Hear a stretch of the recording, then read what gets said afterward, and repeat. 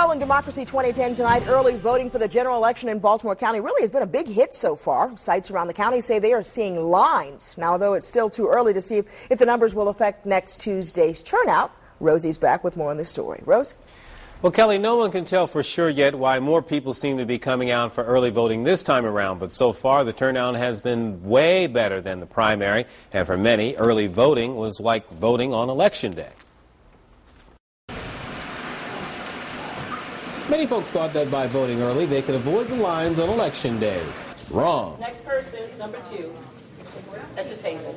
This is the Randallstown Community Center just after noon. The line starts in the gym, goes down the hall, around the corner, and into the voting room, which has yet another line. It's packed, but the line moves. And finding this many folks waiting after a dismal early voting turnout for the primary, for many folks, well, this is quite surprising.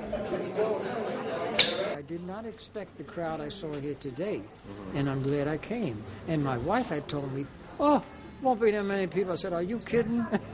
It was a long line today, but since I was here, I thought I would vote anyway. My daughter and I came yesterday and the line was long, so we said we may as well wait today and vote. The state says so far more people have voted in the first 2 days of early voting for the general election than in the entire week of early voting for the primary. In Baltimore County, the Randallstown Community Center alone has had more than 1,200 people a day since it started.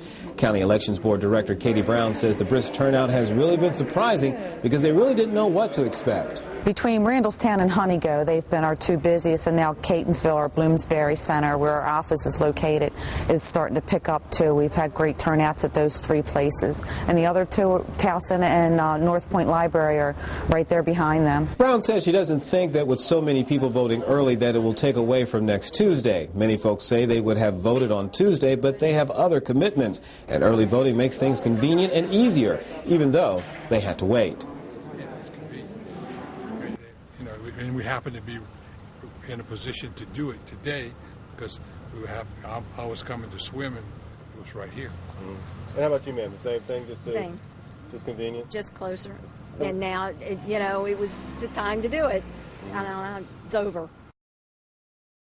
Well, it will still be a while before the state can determine exactly what this cost will be to taxpayers. It's not cheap on the average. Whether you look at all the counties and Baltimore City, an election judge earns about $162 a day, and there are an average of 12 judges per early voting precinct. At other costs ranging from staffing to just simply things like electricity, early voting could be very expensive. Roosevelt Leftwich, ABC 2 News. All right, thanks.